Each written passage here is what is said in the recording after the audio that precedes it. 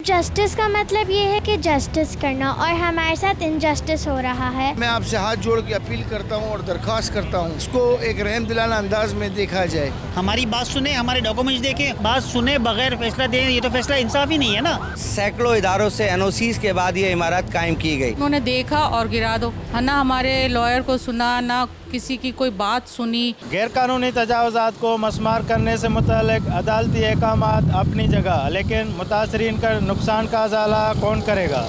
इन इमारतों को बनाने की इजाज़त देने वाले अफसरान कानून की गिरफ्त में आ सकेंगे या नहीं।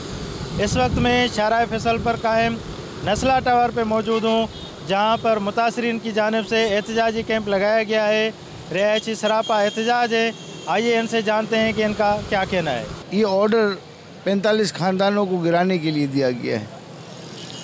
बेशक हमारे मोहतरम चीफ जस्टिस साहब ने जो ऑर्डर दिए हैं बिल्कुल सोच समझ के दिए हैं, देखभाल के दिए हैं, लेकिन मैं इस आला अदलिया से और हमारे मोहतरम चीफ जस्टिस साहब से इतनी रिक्वेस्ट करूँगा कि एटलीस्ट हमारी रिव्यू में हमें सुना जाए। रातों रात तो नहीं बना सर, इसको सबने देखा, तो उसके ऊपर उस वक़्त क्यों नहीं उठाए गए, उंगलियां उठाई गई जब ये बन रहा था।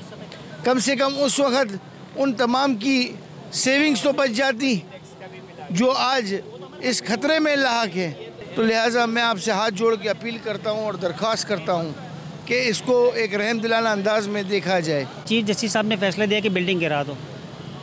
एक पेशी हुई, बिल्डर का वकील को सुना, जो रेजिडेंट की तरफ से वकील गए, ना उनकी कोई बात सुनी, ना किसी रहायशी की बात सुनी, ना हमारे डॉक्यूमेंट्स पूरे देखे और फैसला दे दिया।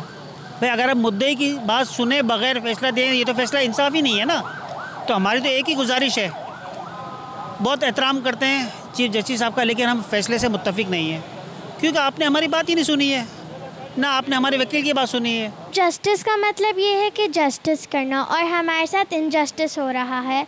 जस्टिस ये है कि हमसे हमारे घर नहीं छीना जाए, और जैसे कि ये सोचे कि हम इस घर में रहते हैं और अगर हमसे हमारा घर छीना जाएगा तो हम कहाँ पे जाएंगे। हमारे मुल्क की मुअज़्ज़ज़ अदालत है, अदालत आलिया है, हमें उस पर मुकम्मल एतमाद है और भरोसा है, मगर इस वक्त हमारे साथ नाइंसाफ़ी की जा रही है, इसलिए कि ये बाई बर्थ प्लॉट जो है वो रेजिडेंशियल था, इसका बाकायदा चलान पे करके कमर्शलाइज़ किया गया और सैकड़ों इदारों से एनओसीज़ के बाद ये इमारत कायम की गई। आज तक पाकिस्तान में यही कल्चर चला आ रहा है कि जो हुकूमती इदारे या हुकूमती अफसरान हैं उनको रिलीफ़ कर दिया जाता है और नज़ला जो है वो आवाम पे उतारा जाता है। यहाँ जो लोग इस वक्त आवाम रह रही है, उन्होंने बड़ी मेहनत करके अपने घर का ख्वाब पूरा किया है। ये ज़िम्मेदारी हुकूमत पाकिस्तान की होती है कि हर शहरी को जो है वो छत प्रोवाइड करें। हम सिर्फ नस्ला टाउल की बात नहीं कर रहे, हम तो तमाम मुतासरीन की हमदर्दी की बात कर रहे हैं। और मैं उस दिन गया था फिडेलवी एरिया में, जहाँ वो कच्ची आबादी को गिरा रहे हैं। उन्होंने मुझे लीज़ बतलाई। लीज़ किसी ने भी दी हैं, केडिया ने दी हैं या उनके कायम करदा इदारे ने दी है। लीज़ है। लीज़ के बाद आज तक लोग उस पे बिजली के बिल देते रहे हैं, गैस के बिल देते रहे हैं, और उनने उस पर ख़र्च किया है लीज़ के वक्त भी।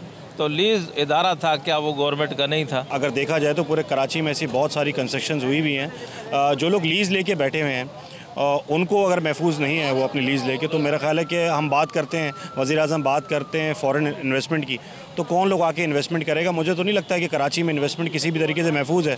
जब आप लीज़ लेने के बाद भी तमाम डॉक्यूमेंटेशन के बाद भी आपको ऐसे आधी रात को आपके घर को अगर आपको बेघर कर दिया जाएगा, तो मेरा नहीं ख्याल है कि यहाँ पर कोई भी कारोबारी महफूज है लीज़ लेने के बाद भी।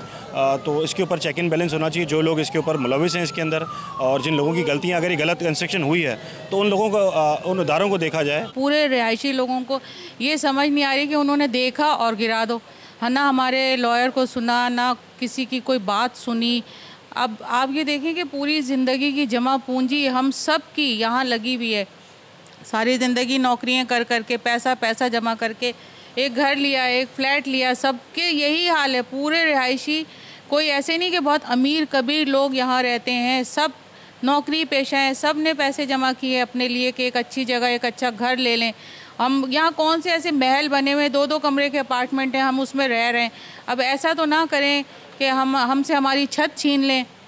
मैं जनाब वज़ीर आज़म साहब से भी गुजारिश करती हूँ, तमाम NGO से, तमाम लोगों से मैं दरख्वास्त करती हूँ कि प्लीज़ इस वक्त आके हमारा साथ दें, हमारे सरों से छत को ना छीनें। आपने नस्ला टावर के मुतासरीन की बातचीत सुनी। इनका मज़ीद कहना था कि कसूर किसी और का, सज़ा हमें क्यों। कैमरामैन अली असगर के साथ अल्ताफ़ चन्ना, अवामी आवाज़, कराची।